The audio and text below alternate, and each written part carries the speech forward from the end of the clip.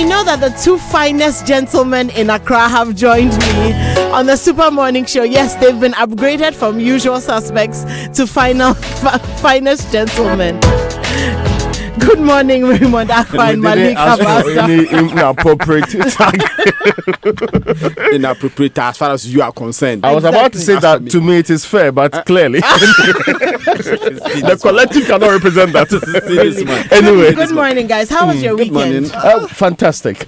I had both of you on Joy News bringing us all the up-to-date elements of the NDC parliamentary, the voting that went on over the weekend. Malik was saying somebody was substandard. Please, you were the one giving the mark. You are saying an elected candidate of a political party is substandard. That is what you are saying. Malik, I'm sorry. I feel like I just set you up. Like I connived with Raymond to set you up for something you wanted to say. It was all who started it. Evans Mensah bears me witness.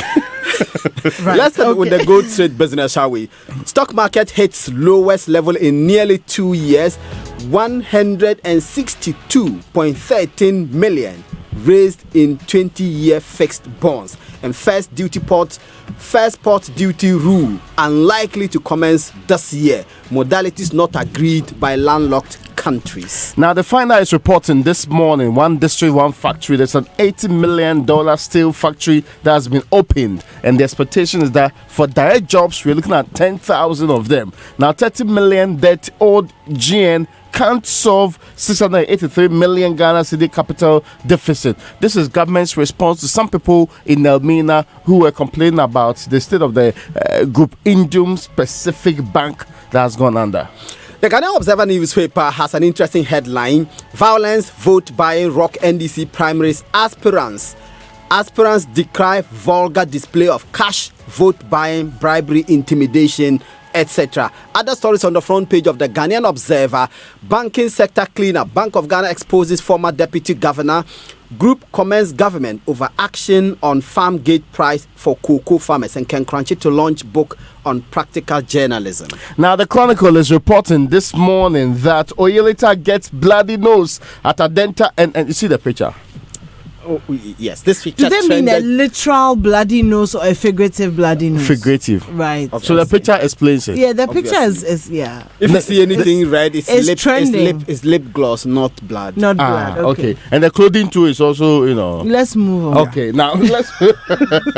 Now, at table NDC defies chiefs, elect Sanja Nanja as their parliamentary candidate. So it's on the front page there, and Akufo-Addo Bonsu with their Hafo NPP regional chairman. And Sanja Nanja is one of the former MPs returning to Parliament. Mm-hmm.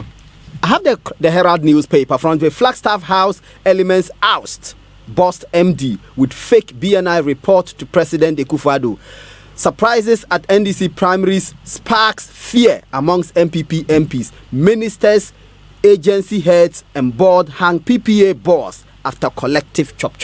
Now, the New Crusading Guide is reporting this morning probe the NLA Director General, that is Kofi Osei Ameyao. This, according to Lotto writers and all the people within the Lotto fraternity, which are from groups and are insisting the man ought to be probed. Anyway, now, also on the front page of the paper is punish them all. Occupy Ghana demands action on PPA mess. And there's one about a Tewu chairman, Chief Finance Officer, that's been dragged to court over misappropriation. The another one that you should be interested in is on the Gender Ministry leading the 700 M&E officers to clean school feeding program and the irregularities in that system. The Daily Guide newspaper, Raymond, you did the New Crusading Guide. Daily Guide has the NDC primaries story on its front page as well. Again, with that famous Nana Oyelita photograph on its front page. NDC elections, 9 MPs sacked, Oyelita shocked. Chinese community wades into Hong Kong violence. Nigerian police confirm Takrady girls kidnappers and 2 killed in Ayamfuri clash. And that 2 killed is on the front page of the Ghanaian Times. Also on that front page is KNUST to open satellite campus at Obuasi for 2019-2020 academic year. Hopefully the satellite campus might become a school on its own in the nearest future. That we will name it anyway.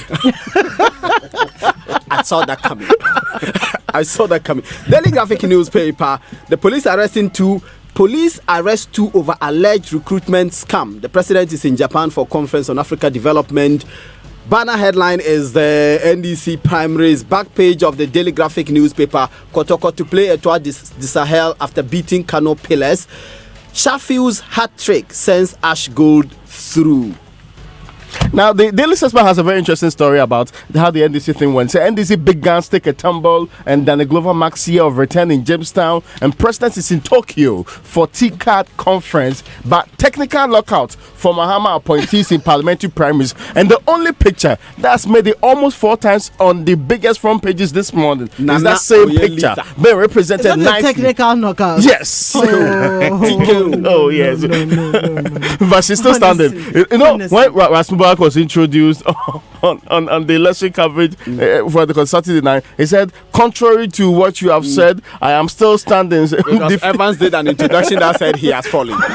He said he's on his feet. He's not still falling. Standing. Yes. He's still standing. Malik, so the Nigerian police have confirmed the Takoradi girls' kidnappers? Yes, because one more person who is alleged to have been involved in the kidnapping of these girls has been arrested by the Nigerian police. In fact, he's been arrested in an operation by Nigeria's National Agency for Prohibition and Trafficking of Persons, NAPTIP.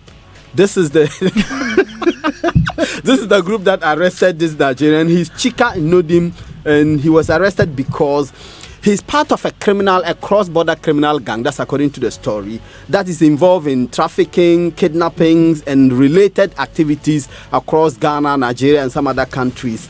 And the NAPTIP in their investigations arrested him because he had been on the wanted list for a very long time. Now, after his arrest, a newspaper in Nigeria, The Nation, reports that he was handed over to the Inspector General of Police in Nigeria for further investigations because Ghana has an interest. In fact, it was actually Ghana's High Commission to Nigeria that lodged a complaint with the Nigerian police that further got the NAPTIP involved. That's Nigeria's National Agency for Prohibition and Trafficking of Persons, that they were brought in by the police following the complaint that was lodged by Ghana's High Commission there. It was that operation that led to the arrest. The investigations are still continuing to establish a concrete link between him and the kidnapping of the 4 girls from Ghana, especially in Takoradi. Right, okay. Raymond, some people have died. Yes, there was a clash between residents in a community called I Am Free in the Upper Denchawas district of the Central region. This was after the members of the Operation Vanguard went there. In fact, 2 others, specifically 2 people died in this particular clash, and 2 others sustained injuries have been admitted and are in critical condition according to the Ghanaian Times in this particular situation. And Yaobo Tete David reports that there's another individual who was rushed to the Efiam Kwanta Hospital in Takoradi. The names of the deceased so far has been given, one as Fabio, the other as Kwekweje. The full name surely will be produced later on. The confrontation was due to the arrest of 2 residents by the Operation Vanguard team for allegedly engaging in illegal mining. The people insisted that we know these gentlemen. They are not people who ordinarily will do illegal mining or have had any cause to do illegal mining. In any case, the people have been involved. We see them every single day.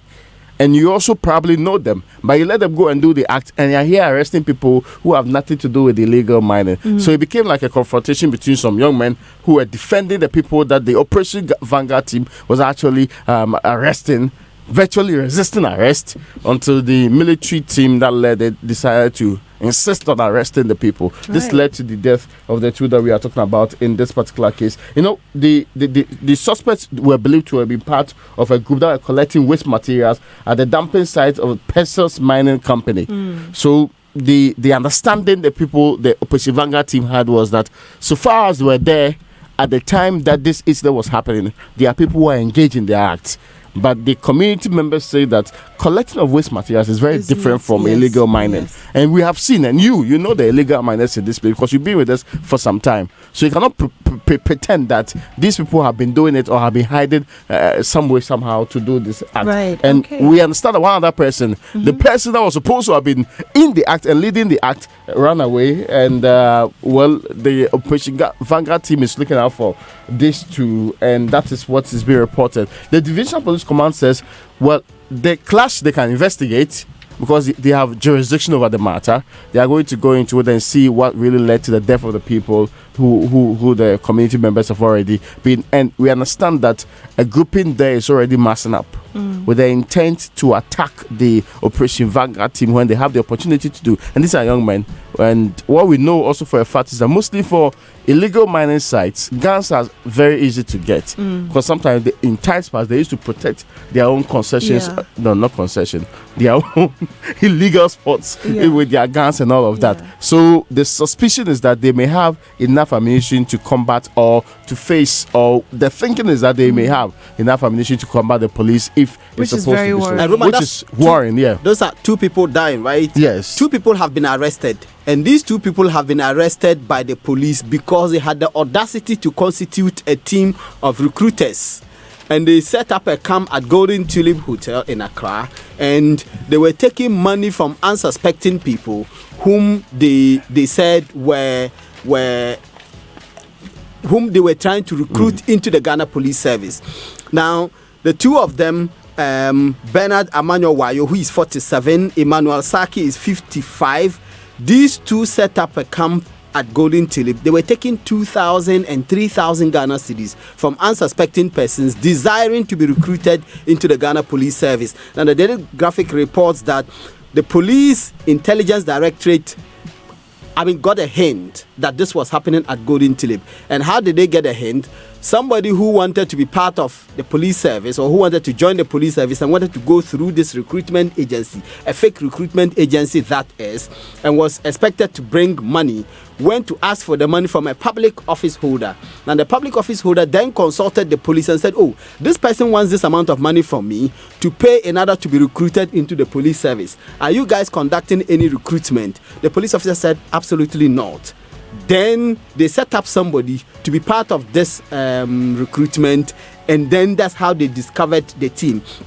In fact, the police said when they got into Golden Tulip, these 2, those they picked up, were assisting the people they were recruiting to fill out forms. And they had actually presented forms they said were from the police service. They were helping the guys to fill out these forms under the guise of recruiting them into the police service. Raymond, you know that this is not new. Attempts being made by persons to take money from unsuspecting people under the guise of recruiting them into the police service is not new. In 2015, I was in this house, in this particular building, in this studio, when the police officers with sirens came here to make an announcement that a top senior police officer had been arrested because he was involved in some recruitment scam at the time. And the story was that some persons appeared in the police training schools across the country with letters that they had been recruited into the police service and they were going for training. They were turned away. The police launched investigations and then subsequently claimed that one of his own was the person who played a role in this recruitment, and then eventually they removed him from the police service.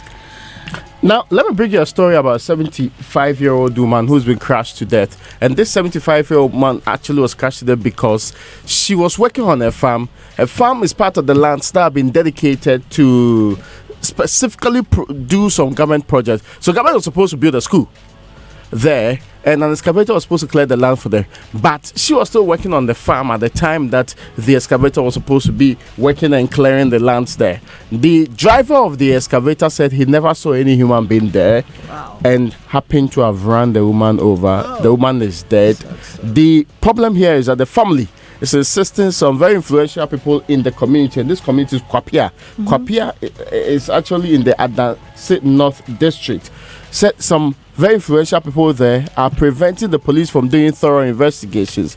They don't understand why. They believe that it may stall the progress of work on the school building itself. Yeah. So they should not investigate the death of the woman, because attention of such sort may stall the project, which is supposed to be happening right away. Very strange argument. A very, very strange argument. So the family said the incident happened a month ago. They kept on repeating to various institutions of state there, and still they are refusing to do the needed investigation required. I think the police should just act. They should pretend they don't know that there's any other project happening, because the police is not the team constructing the school in the first place. I'm surprised. And if it's evidence, they can pick it quickly. And it's been a month already. Yes, so they can pick it quickly and give the people hope that justice can be administered even when it's for poor people and people who don't is something matter. They are good at, isn't Yes. it? Giving us hope. Oh. Yeah. Yeah, let's move on. Malik. Yes, let's Nine stay with the biggest incumbents. story. Yes. The biggest story of the week, one of the biggest story of the, especially on the political scene, the NDC's parliamentary primary that took place in 157 constituencies across the country. In fact, it was supposed to take place in 196, but 39 of the constituencies went unopposed. So you have Boku Central, the MP went unopposed. Jumaku Esiam Enyan Atuforsin went unopposed. Ododio here, Nilanti Vanderpool went unopposed. So 39 of them went unopposed.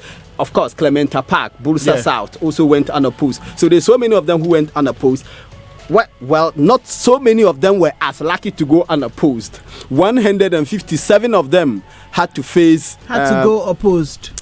Of course, had to be opposed. And 9 of them fell, even if they are still standing on their feet.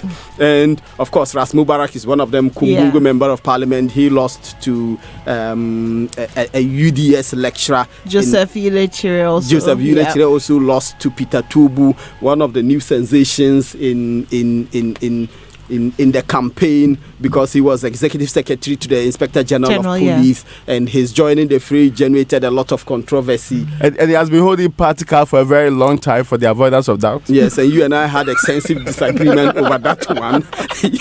Yeah, so in total, there were 524 aspirants in the 157 constituencies that ran. There were new entrants, and there were old people who were MPs, lost their seat, came back. And absolutely. And one of them was Cletus Avoka. Cletus Avoka has been member of parliament for Zebila. In fact, it's Boku West. He's been member of parliament for Zebila for a long time. Lost the seat in 2004 to John Ndebuguri of the PNC.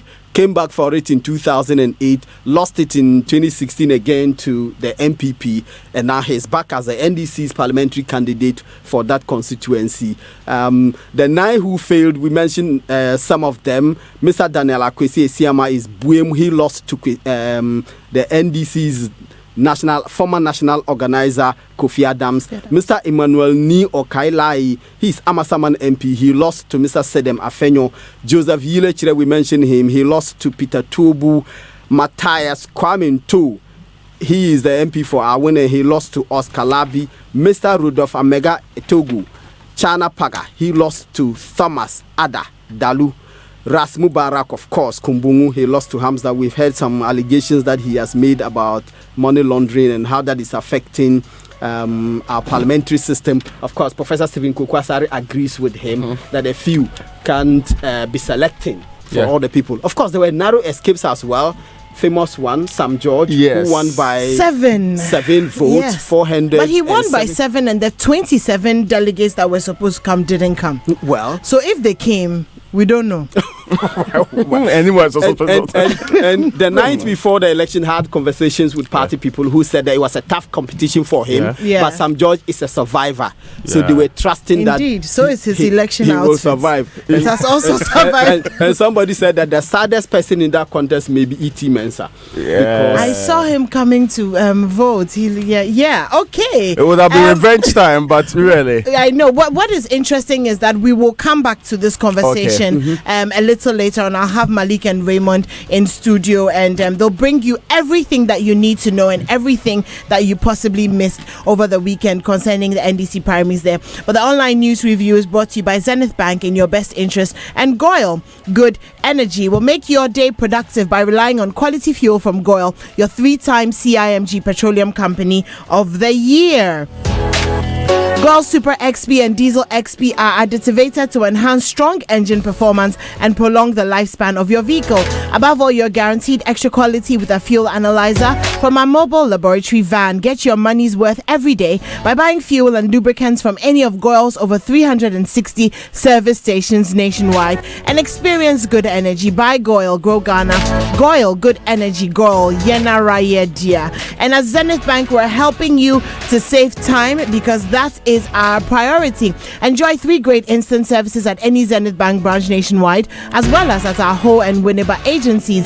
Number 1, instant issuance of Visa and MasterCard debit and prepaid cards. Number 2, instant replacement of Visa credit cards. Number 3, instant self-generated electronic pins for instantly issued cards. Make the smart choice. Think speed, think Zenith. Zenith Bank, in your best interest. And myjoyonline.com is reporting Professor Ade laments hypocrisy in fighting corruption. He's the chairman of the National Development Planning Commission, and he has decried what he terms as hypocrisy in the fight against corruption. Quote unquote, he said, "It's amazing when the watchdogs or the keepers themselves come out to be the most corrupt." Onga Jollof battle, 24-year-old chef secures Ghana's bragging rights over Nigeria. Now this makes me very happy, because at long last, the protracted battle over which country makes the best pot of jollof has ended.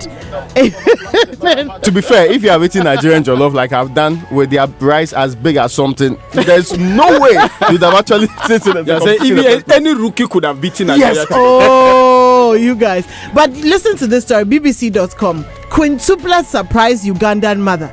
A woman in Uganda has been surprised by the birth of quintuplets, 3 girls and 2 boys. She was expecting twins. And when she went, 5 came. Double. Praise the Lord. Wow. It's a testimony. I don't know if she's laughing or smiling, but that's the online news. That's a lot of cost. I know, that's a lot online. Or even crying. News review. Thank you to Raymond and Malik for joining us here. We'll be right back after this.